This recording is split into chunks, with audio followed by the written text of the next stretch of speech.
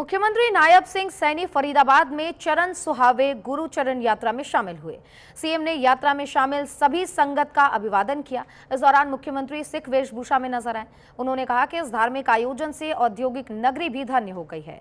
मुख्यमंत्री ने गुरुचरणों का आशीर्वाद लिया और श्रद्धालुओं को संबोधित किया।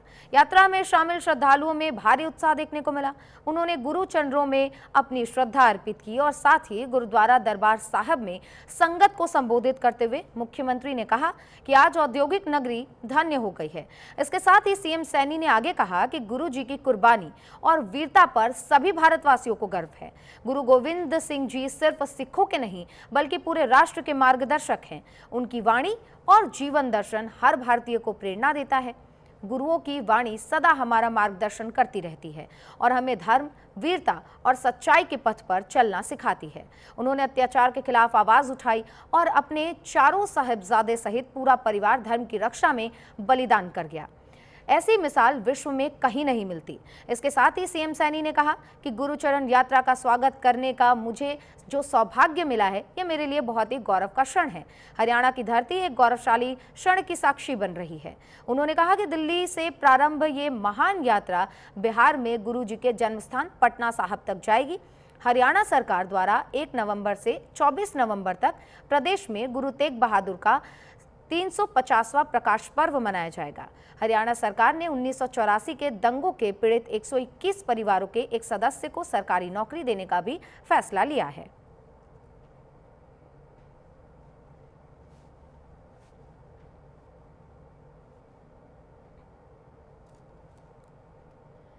तो मुख्यमंत्री नायब सिंह सैनी फरीदाबाद में चरण सुहावे गुरुचरण यात्रा में शामिल हुए और इस दौरान उन्होंने संगत का अभिवादन भी किया। और देखिए, मुख्यमंत्री ने सिख वेशभूषा धारण की थी और इस दौरान उन्होंने ये भी कहा है कि गुरुचरणों से आशीर्वाद लेने का ये जो सौभाग्य मुझे प्राप्त हुआ है और ये जो आयोजन हरियाणा में हो रहा है, ये हरियाणा के लिए भी काफ़ी गौरव का क्षण है। यात्रा में शामिल श्रद्धालुओं में भारी उत्साह भी देखने को मिला और जब सीएम उनके बीच पहुंचे तो उनमें और खासा उत्साह नजर आया। गुरुचरणों में उन्होंने अपनी श्रद्धा अर्पित की, उन्हें नमन किया और दरबार साहब में जो संगत बैठी थी उनको संबोधित करते हुए मुख्यमंत्री ने कहा कि औद्योगिक नगरी आज धन्य हो गया है। और सीएम सैनी ने यह भी कहा है कि गुरु जी की कुर्बानी और वीरता सभी भारतवासियों को प्रेरित करती है और सबको गर्व भी है। गुरु गोविंद सिंह जी न सिर्फ सिखों के बल्कि पूरे राष्ट्र के मार्गदर्शक हैं। उनकी वाणी और जीवन दर्शन हर भारतीय को प्रेरणा देती है। इतना ही नहीं, गुरुओं की वाणी सदा हमारा मार्गदर्शन करती रहती है और हमें धर्म, वीरता और सच्चाई के पथ पर चलना भी सिखाती है। उन्होंने ये भी कहा कि अत्याचार के खिलाफ गुरु साहब ने आवाज उठाई और अपने चारों साहिबजादे सहित पूरे परिवार को धर्म की रक्षा के लिए बलिदान कर दिया। ऐसी मिसाल विश्व में कहीं नहीं देखने को मिलती। इसके साथ ही सीएम सैनी ने कहा कि गुरुचरण यात्रा का स्वागत करके मुझे बहुत बड़ा सौभाग्य प्राप्त हुआ है और ये मेरे लिए बहुत ही गौरव का क्षण है। हरियाणा की धरती भी एक गौरवशाली क्षण की साक्षी बन रही है। उन्होंने कहा कि ये यात्रा दिल्ली से शुरू होकर बिहार के पटना साहिब तक जाएगी और सरकार 1 नवंबर से 24 नवंबर तक प्रदेश में गुरु तेग बहादुर के 350वें प्रकाश पर्व को भी मनाएगी। कि अज फरीदाबाद विचों चरण सुहावे गुरुचरण यात्रा जो दिल्ली से कल शुरू हुई सी, पटना साहिब विच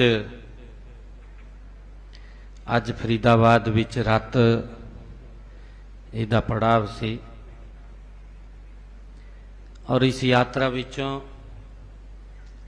भारत सरकार दे हमारे सीनियर मंत्री सरदार हरदीप सिंह जी पुरी साहिब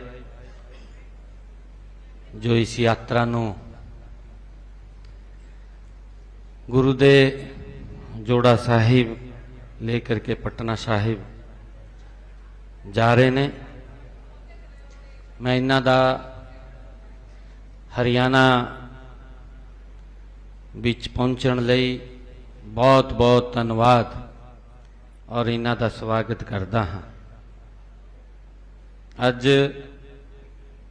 हमारे फरीदाबाद बल्लभगढ़ से माननीय विधायक मूलचंद शर्मा जी, हमारे कोसली के विधायक डॉक्टर कृष्ण कुमार जी, हमारे फरीदाबाद दी मेयर श्रीमती प्रवीण जोशी जी, हमारे पूर्व में मंत्री और बड़खल से विधायक रहे श्रीमती सीमा त्रिखा जी, हमारे जिला के अध्यक्ष पंकज पूजन रामपाल जी,